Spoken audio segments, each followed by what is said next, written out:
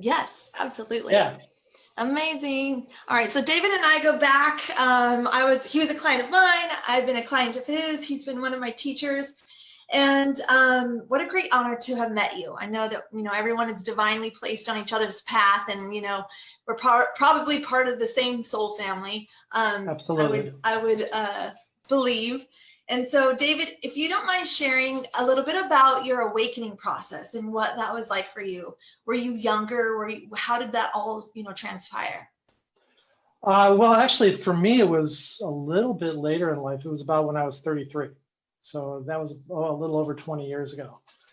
What ended up happening was I grew up as a really sensitive child. I'm Cancer with Pisces moon and a few other things that's very watery, and I have absolutely no fire in my chart. So it's like I just kind of like absorb my environment. I didn't realize how much it was. And I mean, even with astrology, I have Pluto and Uranus in the fourth house, which is the house of home. And there was a lot of things going on. My mom got divorced when I was like 6 months old, and then remarried, and then we moved around a lot. So I never really had a really good bearing on roots. So that was kind of an interesting time. So what happened was there got to be a point where I actually did finally stay in one spot, and that was about fourth grade. But by then I was like really sensitive, and I was like waiting for the next move. So it kind of actually made me go inward a lot in my life without really reaching out. It kind of I ended up being really withdrawn from a lot of the environment because if you make friends, then they're going to leave. Was kind of how it was. So I've been working on that though. That was the thing. So I actually went through life trying to do the normal thing, which is go to school and get a job. I was very ADD, so when I was in a class and they were like showing me, like different things, my leg would be shaking and I would be like yawning, and I was like, the whole thing was just terrible for me. Yeah. And I still went through it. I went to college, didn't do so well, flunked out. I just lost interest, and then I joined the Army for 4 years. So then I was in like artillery. I was overseas. I was just a normal person, and then came back, finished my degree in economics, and then decided to go because by then I had the GI Bill. So I went ahead and I got my master's degree too. So I have a master's degree in economics. Then I hit the pavement and ended up at the Chicago Board Options Exchange. At first, in order to get in a place like that, you kind of have to start at the bottom sometimes. So I was down on the floor, on the trading floor as a price reporter. And the whole time people were like, you're never going to get up there. You're never going to get up there. I was up there in like 6 months. So it was really cool. They had a space up there. I was investigating insider trading, and which sounds really cool, but you're really in a cubicle looking at trades. And it really, I again was bored. It wasn't my life. And I just was looking for more of a meaning. And I at the same time, I had been very, very, very open to my environment and had collected so much and didn't know that. So I didn't even know where I was. And it was like, I just felt like I was like, there was just something wrong. There was just something wrong when I would be like mentally there with somebody, but my body would be like just going through stuff and I couldn't figure it out. So I kind of started delving into a psychic development class. I got a tarot reading, thought it was pretty amazing to get that tarot reading. And I was like, oh, this really makes sense. And the guy's like, you're psychic too. You should join my class. And I'm like, all right, I'll do that. So it turned out that I joined the class. Was actually pretty good in the psychic stuff a little bit, but it didn't interest me as much as like when we started doing the healing work. When there was a little bit of energy work that we started to do. But the thing was too that that class, looking back on it and stuff, we didn't really protect ourselves. So I started opening myself even more. So I was going to this class once a week, getting myself back out there in the world, and just like, so I really felt like the pressure was building. It was really kind of crazy. And then I think we went one more class. We went at least one more time. So it was like a 6-week thing. And then the class, we all got together. We were all friends, extended another 6 weeks, and either maybe one more. But then it was like at the end of that, I'm like, I was like interested. I was being guided. I'm like, I feel like I got to go see this guy, this healer.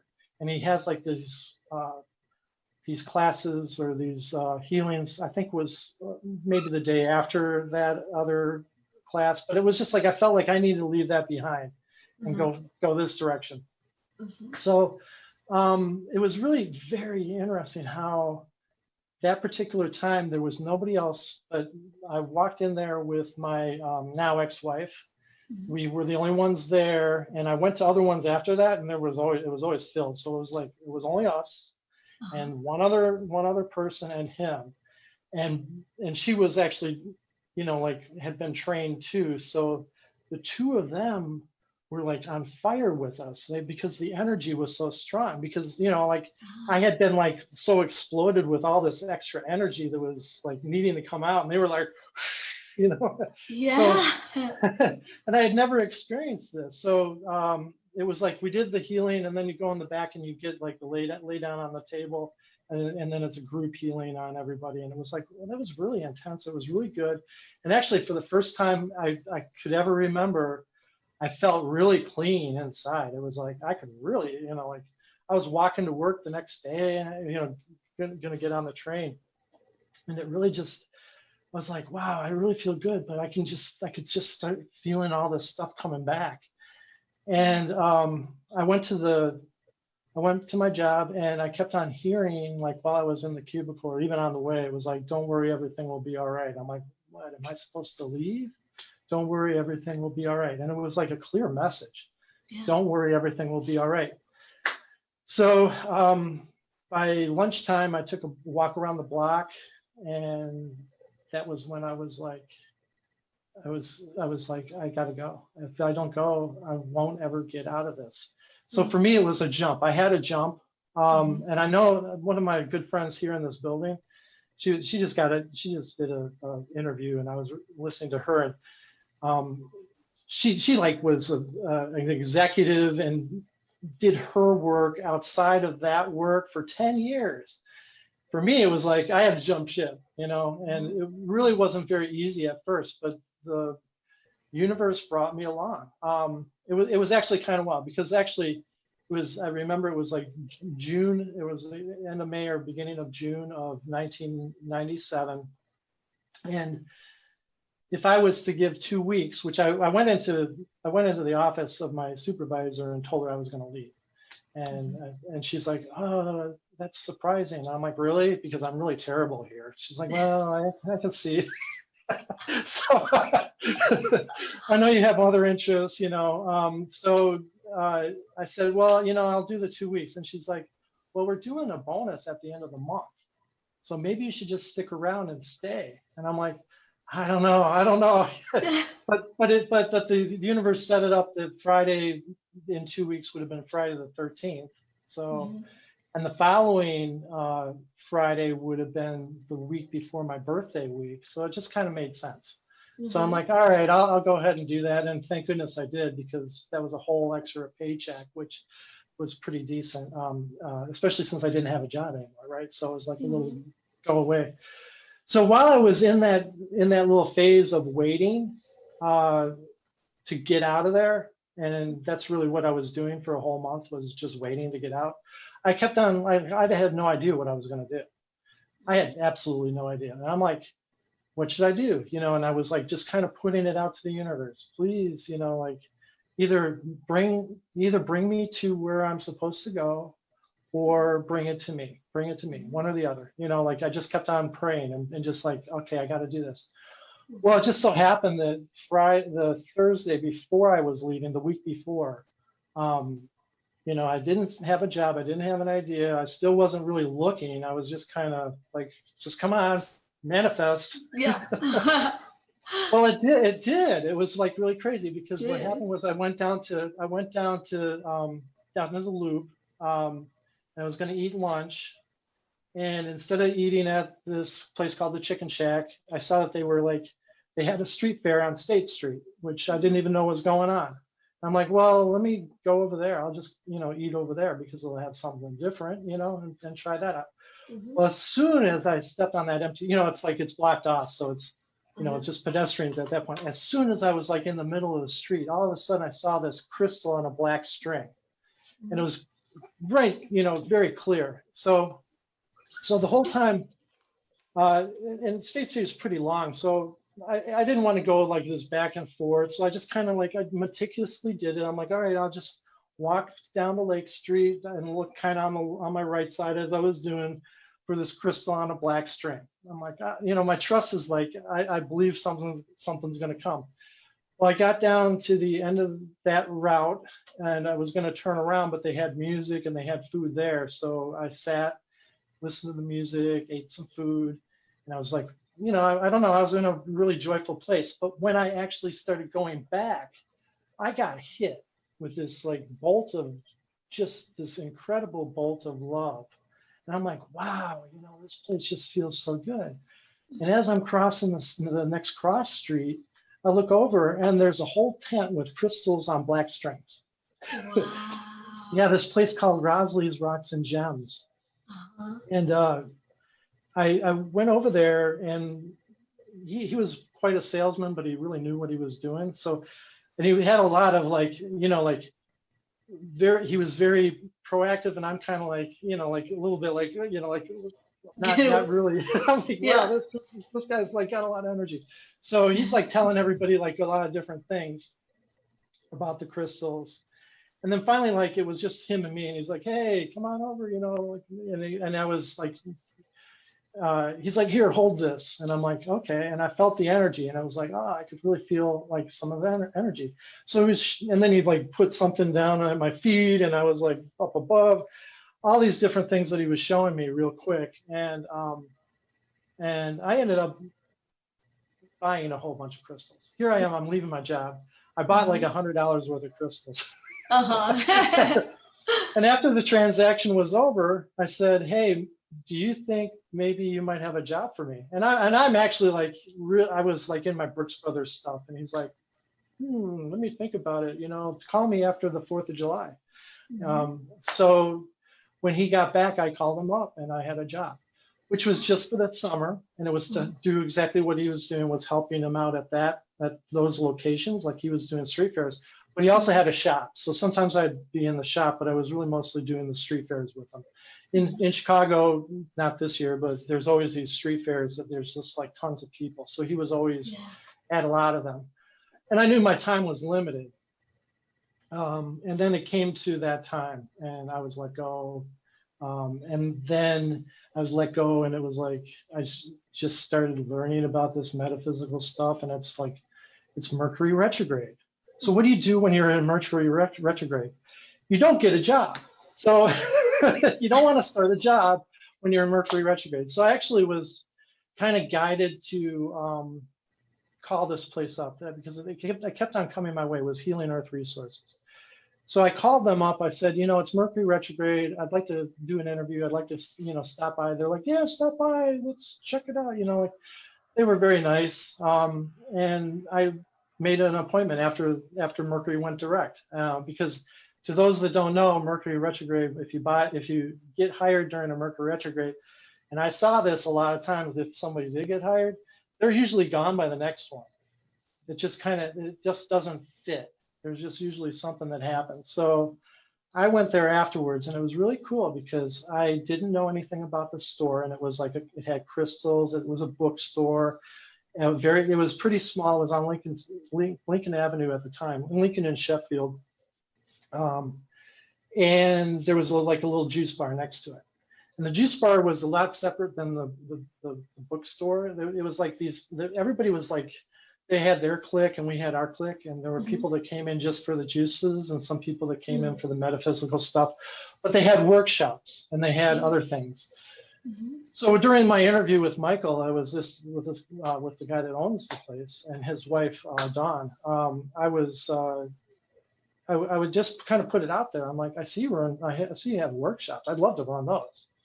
Well, and I saw him kind of look, and he's like, you know, and it just so happened that the person that was running the workshops wasn't really a good fit at the time, and they were actually looking to change that up. And with my corporate background, and this is the other thing, Michael and Don, they were total, like, I mean, and they still are kind of, they're very hippie like, and they're not going to just like get some guy that just came out of the Chicago Board Options Exchange. But since I had time doing my crystal work, you know, I showed an interest. So then they were like, oh, maybe so. So it turned out within a month, I was doing workshops for all these different people that were coming from around the world, or around the country, I should say. Not really too many from around the world. There were some that came. There were some people that were from other countries that came, but it was really a lot of the different healers and teachers from around the country. So it was really cool. Like Ted Andrews was one of my favorites. He was really, I don't know if you ever heard of him, but he wrote a lot of books and in the stuff that I was like already delving into. And it was so cool when he called up one day. He's like, I'm going to be in Chicago. I'd like to be there. I'm like, cool. Yeah, awesome. So while I was there, you know, it wasn't like they paid very well. I mean, they were just a small store, and I understand that. And one of the things that I was told from the get-go was it's really good if you could, a lot of people that work there have trades outside there. And because I was really working towards doing my healing, that's when I decided that, you know, to go that, I knew already I was going to go that route, but it's like, okay, you got to get going. So I didn't get going for another year, but the whole time that I was there, I received a lot of sessions from a lot of different healers, people that worked there. They wanted to teach, they wanted to like, let me know what they do because I'm in charge of workshops, but I was also in charge of like, you know, like all the other people that work there, we have a list of things. So they wanted me to know their work. So it was like, just as gifts of like from the universe. And it was so perfect. So perfect. Wow, that must have been amazing. Yeah. I mean, it was a great time. I got to meet a lot of different people and it was so cool. But there got to be a point, I think it was January. One of the Reiki masters there was like, David, you gotta come and get a Reiki 1 from me. And I'm like, you're right, I do. So I did. He is now like a Tibetan Lama type of person. He's from my understanding, he's moved up the ranks quite a bit. Wow. So he left there. He was working at the store, but he really was always into the healing work. I took Reiki level 1 from him, and then an individual session of Reiki 2 from him too. I think it was a few months later. And I really didn't feel comfortable just delving into working with others right away. So it was like, I really felt like I needed a class. So I took two of the other people there, Matt and Astra, they taught Reiki classes. And I took level 2. And then right after that, I'm like, okay, I'm going to start working with people. So that's when I started doing my work. Now this is the cool thing too, is while I was starting to do my Reiki work, and because I work, you know, with the Akashic records and the Reiki, the way that the Akashic records came to me was at this space too, because I was starting to do my work. And I would feel like not every time, but a lot of times, like this energy that was wanting to come through my head that I couldn't, it was like it just stopped. And I was like, what's going on? You know, like, and I'm like, I was just like, sometimes I'd be in the session, like, what is this? You know, show it to me. And it was like a couple months later that, and she's pretty famous, is Linda Howe was coming through teaching the Akashic records. Now, the thing is, I wouldn't normally take an Akashic record class because that's more along the lines of for readings. And it wouldn't be my interest because it would be like me going back to that psychic work. It wasn't like what I do. But because I was in charge of workshops and we got along really well, we're both cancers and we both talk to each other like, you know, she's great. She's like she's like my older sister or something. You know, talk about soul family. She might be part of yours too. Get to meet her. But she said to me, you know, like, David, I got this class coming up. I think it was a 2-day class. If you wanna like help me out, I'll let you in. I'm like, okay, I'm in, because I had heard about the Akashic records and it really intrigued me.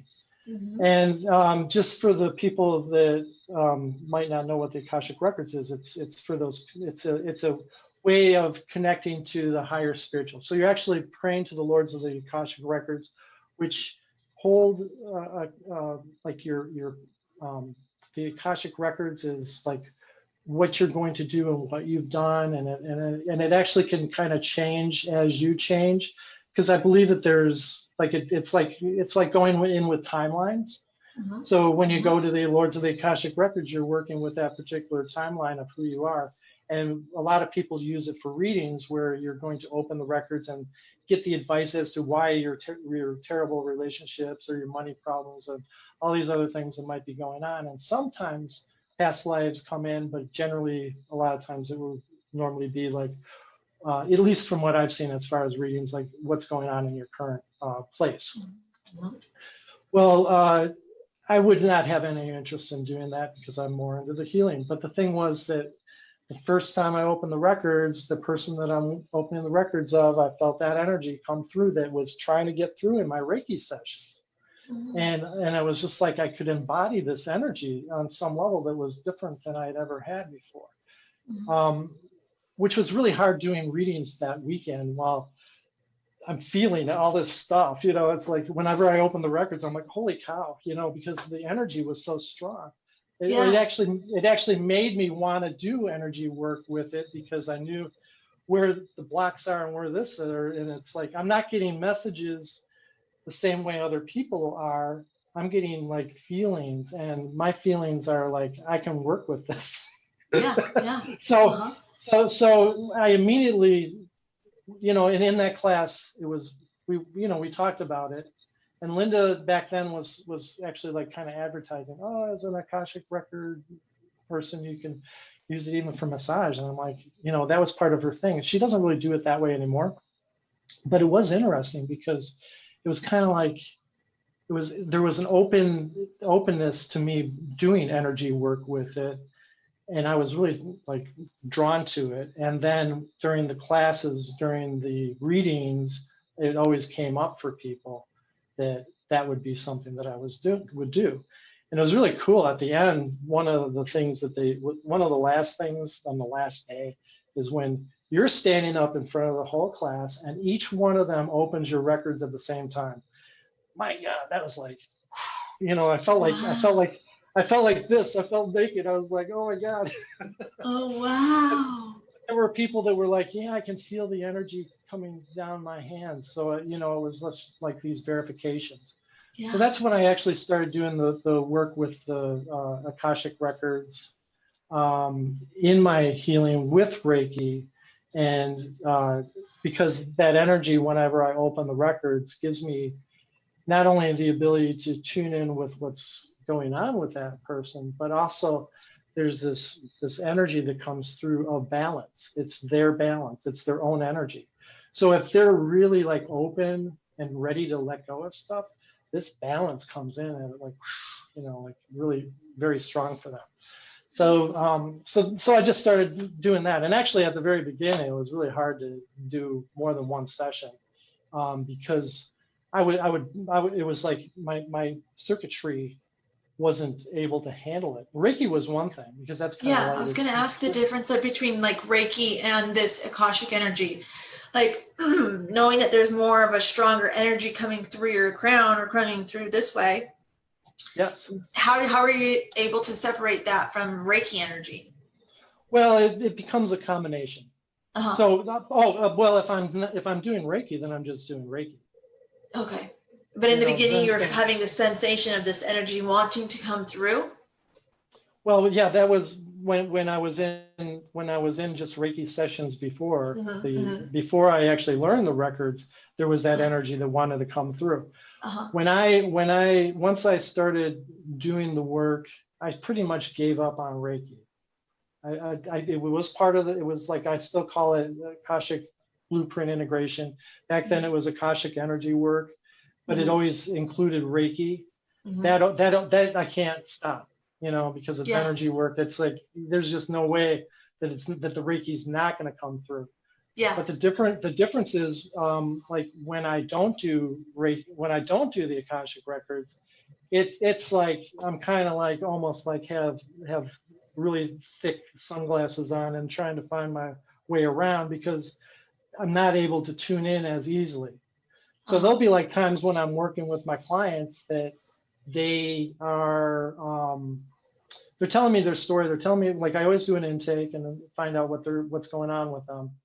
But then once I open, so I got an idea of what's going on. So I can tune in with what their deal is and what their intent is and what they're going through. But then when I open the records, sometimes I get a sensation that's totally out of the blue, and I'm like, well, what's going on with your throat? Oh, I just recently had some kind of surgery, like different things, Yeah. where they were nauseous. If I feel they were nauseous the week before, but they're not anymore. I felt like a real big headache. Oh, that was, a few days ago, but it's not there. I'm like, well, Uh-huh. actually, it kind of still is. We're still working through it. So the intensity or the ability for me to tune in with what's going on with them intensifies so much more when I do the Akashic work. That's why I kind of, when I finally learned this technique, it was like for years I didn't, even though I continued learning into Reiki Master Teacher, I still almost always did the Akashic work, because it's like, why wouldn't I? Because Yeah. that's an availability. It's the strength. It's my gift. It's like, Mhm. that's the thing that came to me.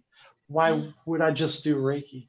It Mhm. reminds me of like this one Chinese restaurant I went to that all the time that was like really wonderful, and I just had a taste for the chow mein. It's Mhm. like, why would you get chow mein? You can get chow mein anywhere. Yeah. You can Yeah. get any other Chinese restaurant, and we got all these other things. I'm like, yeah, actually, you're right.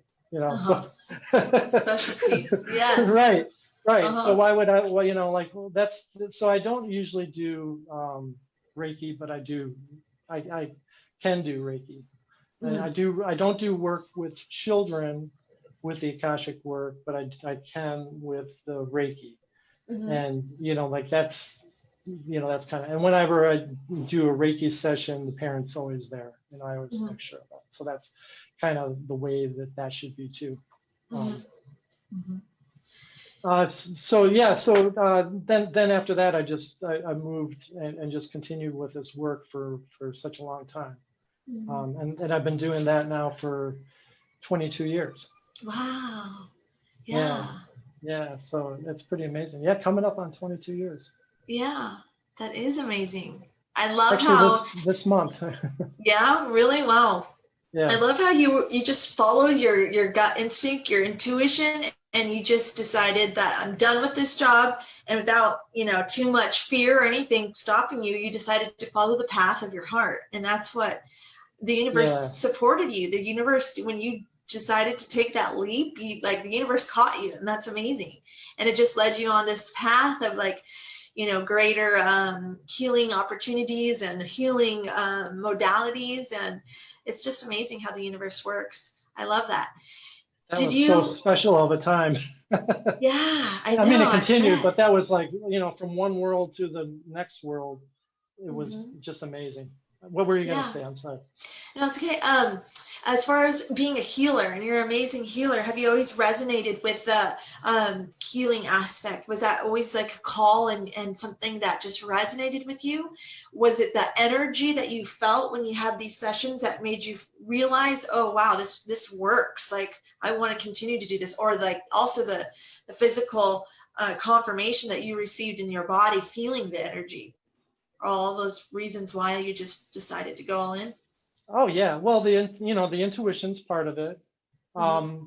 I forgot to mention, like, while I was in my waiting period at the Chicago Board Options Exchange, there were times I'd see a vision like that, and I'm not a big visual person, but it would be like me, and it was actually me talking to people, and it was like, I knew it was me there, and it was, the message was, you will heal yourself, and then you will teach others to heal.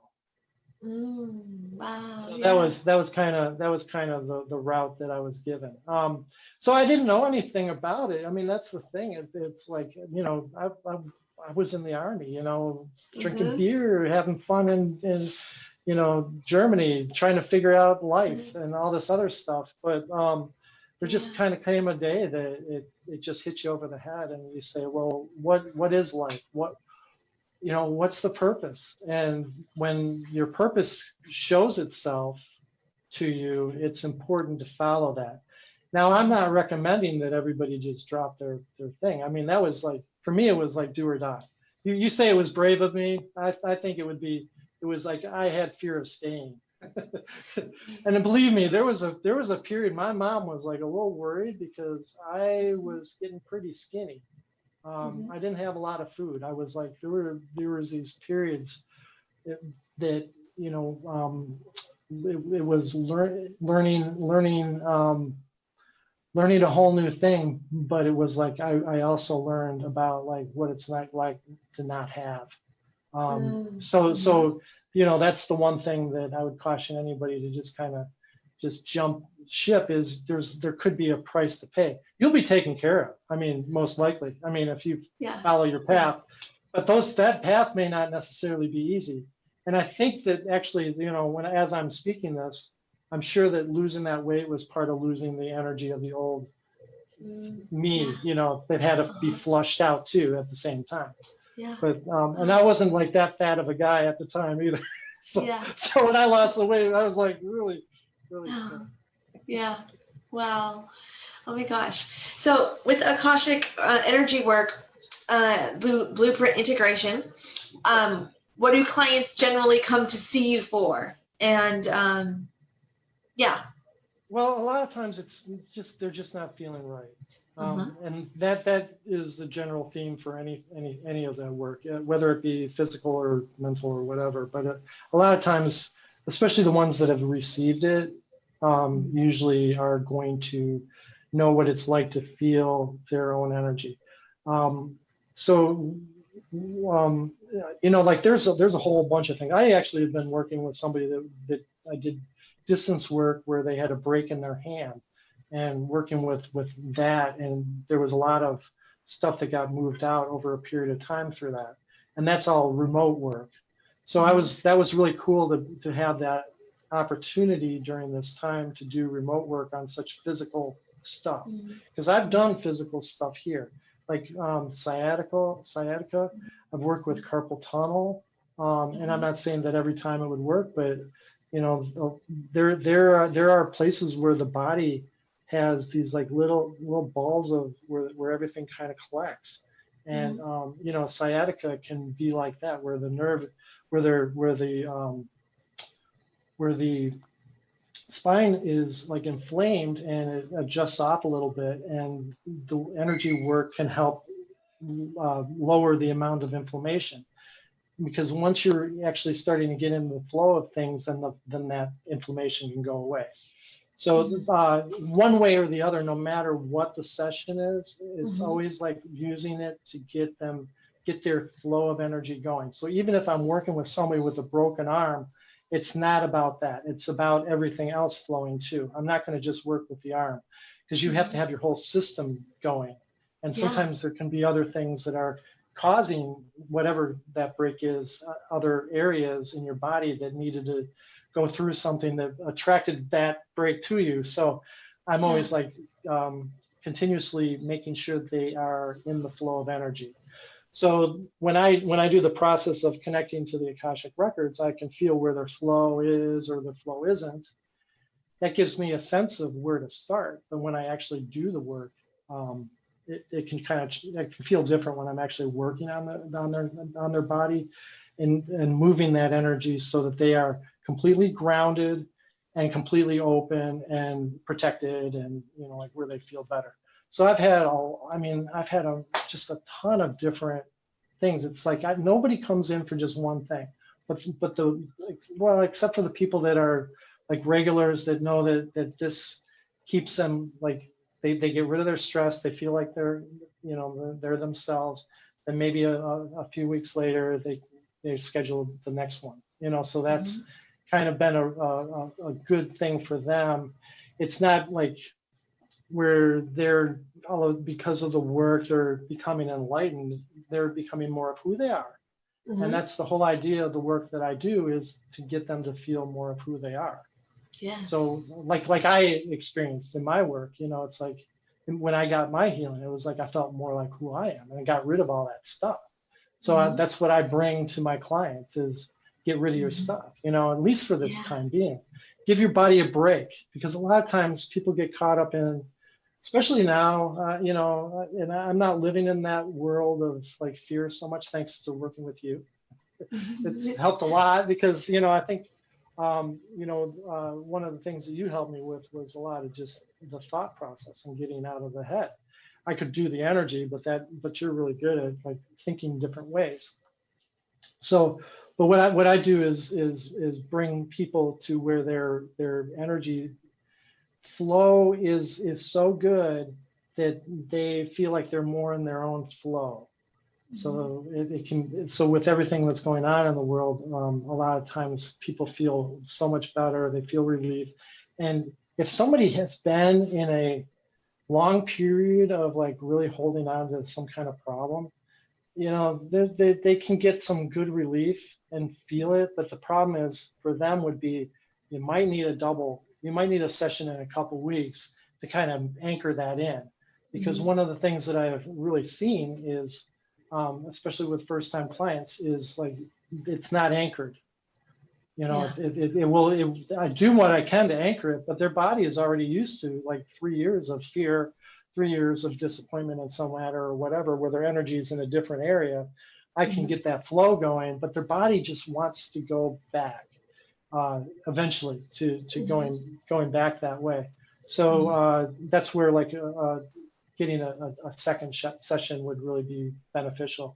And then the once a month tune-up is probably the prime for most of my regular clients that come in. They come in once a month and they get their energy, and then they find that their lives go a lot better. Yeah. Wow, I love that. Amazing. So do people also come to you? You said to relieve stress and stuff. Do people come with also emotional issues that they're going on in their life? Does that help relieve energy in their body as well? Oh yeah, I mean, it's all one and the same. I mean, they come in. I mean, it is, whether it be stress or the emotions, it can help people, because if they start feeling more of who they are, they can get rid of the way that they used to be. So by clearing their energy up, like if they have a low self, like say, if you're saying like give me an emotion, like what, like like depression or something. Depression. Oh, for goodness sakes, yes. I mean, that's that's a lot of times the depression, the depressed energy, as long as they're open to the work, they're just not getting the flow of energy. They've centered into worry. They're going to a lot of times be in a chakra, maybe the solar plexus, maybe the head, depending on like where, what they're doing. So that's the thing, is that a lot of times what I've seen is that when people have things going on in their lives, a lot of times there's going to be like this one chakra that really holds a lot of that. So if that can get released and that can feel more in balance, get that chakra going, then their lives can get back to like the way that they were.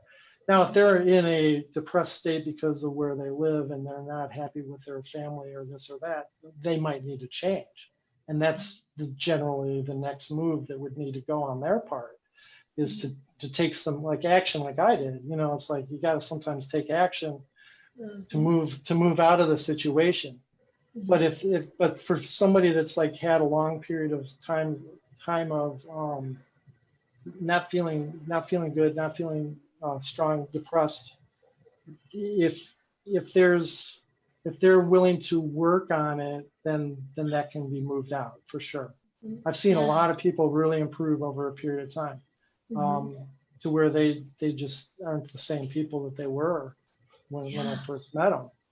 And there are going to be sometimes, where people aren't really ready to make that kind of move and that kind of commitment, because it's, if they're not doing the work outside of the session, and I try to give them like advice. I'll give them like, crystals or other types of things, and motivations. Like there's some people that I would recommend for, like even YouTube type of things, where they can listen to things to help them ground, to do other things to get them out of the system. So it's not like they necessarily, that's it. Like just come in for a session. It's like, I'll try to do my best to help move them in a direction that will be where they can take some proactive steps. And I'll tell you, one of the biggest things that I think a lot of people really have to watch out for is just eating natural food, because that in itself, if I eat a Dorito, I'll eat it across. I mean, that stuff's awful because it just changes your system. So it's one of the things too, is like making sure that you're living a more clean life too, because without that clean food coming in, you're clogging up the system. Yeah. What would you recommend for anybody who wants to start really either working on their own energy or getting more interested in like how to move their flow of energy themselves? Oh, well, I would recommend, no matter where you are, there's plenty of them, people that can teach you Reiki. Reiki level 1 is, for the most part, I teach it. I know that there's others that teach it where you can work on others, and I'm not going to say I disapprove, but I think that can be a little quick because of just the whole thing of, here you are, you're working on yourself, now you're going to work on others. And I think that the other part about that too is there's a lot of people that get into Reiki and they've never even had a Reiki session, but they want to work on other people. And so I think that there's like this thing where people want to be the healer, but they don't really want to take the time to go inward. So that's why Reiki 1 kind of forces it for people. So like level 1 Reiki, where you're working on yourself, you get the attunement, which you were talking about, like bringing the energy through. Reiki is so cool because if you go to a Reiki master that's pretty good, or they have like their Shakti or whatever you want to call it, where they're able to work with you, you should feel a flow of energy after that, which is really cool. Like I just recently got in the note from somebody that was just like one of my students, that she's like, I can't believe how hot my hands are getting, and she had already had level 1 from somebody else, and now is really doing the work, and she's working on other people and all this other stuff. But it was like that whole thing of like getting that energy going through. In Reiki, the way that happens is by doing the attunement process, where the Reiki symbols get added to the aura, and they help with the flow of energy. So it opens up channels spiritually, energetically, or whatever, where people can really connect to that flow of energy better. So that's like a main thing. I believe in like meditating or doing getting in touch with the higher self. I think like the Sophia Code has been like an amazing thing of working with energy. That's a book, if anybody doesn't know, that is really a transmission of energy. And I think that that's part of it. Working with crystals, I mean, there's like a lot of these guys, that when you work with crystals, it really aligns it helps direct your energy. Like a lot of people don't remember the old quartz crystal watches. Like I don't know if you ever saw any of those, but now it's all digital. But quartz has like a rhythm to it. So like the old Timex, they would say quartz on it, and that's when you wind it up. there would be like a charge that would go it would be Wow. very systematic, and then that's why the second hand was able to be on Really? as the Wow. one. Yeah, so that's part of what crystal will do, is align your energy. And like especially like the quartz, a lot of crystals have quartz. They will align your energy and slow that energy down, or connect you more to the earth energy. Yeah. um, Uh-huh. that's in the earth, that the 7.83 hertz or whatever Mm-hmm. is like the energy of the earth. And Mm-hmm. I don't, like with these guys, I don't know what if there's any hertz that is going through them, but I know that when I hold a crystal, I can feel differences depending on which one it is on my body. Yeah. And that's another thing. I even do chakra clearings with crystals, where you Oh, put the proper crystal on the chakra, and that's uh, just a full, like, that's like you get the akashic integration with the crystals. yeah. Woo! Oh, wow. Yeah, That sounds yeah, amazing. yeah. It's pretty Wow. cool. Uh-huh. Can't do that one online, Oh, wow. That's so or maybe cool. I can. I don't know. I use tuning forks on my distance work Yeah. Yeah. when I'm clearing out the aura. So I don't know. Yeah. Might have to try that out Something to think sometime. about. Yeah, totally. Yeah. Amazing. Wow, David, you are such a light in this world right now. And I'm so grateful for you showing up in your divine purpose and sharing with us your gifts, and leading the way. Because there's so many people right now, especially right now, who are starting to wake up, who are starting to realize they are creating their reality. They have more power than they think. The reality that they were feeding into is an illusion, and a lot of that's starting to crumble right now. And Oh, so it is. yeah, and so thank you so much for shining the light and being the light leader that you are. And I'm sure, I think Ashley popped in a comment here, and she said that she experienced your healing gifts, and it was a magnificent healing and opening within herself. She said, I've had so much clarity and expansion of self and soul within the last few days since my session with him. I plan on doing additional sessions.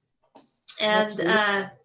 and then Joni popped in here and said David is the best. And I've had a few sessions with you, David, and I can concur. I absolutely, yes, absolutely amazing. And I'd love for you to pop in the comments after we're done here, just your business page or a way to for others to connect with you after the show if they'd like to have a session with you. Yeah, yeah. I Yeah, was and thinking about doing, like for a period of time, doing like a $25 off my normal 125 price, yeah, if anybody, uh-huh, whether they've had me or not, yeah, before. that's Yeah, awesome. if that Cool. works. I don't know. I Yeah, haven't seen that before, if that works. yeah, totally.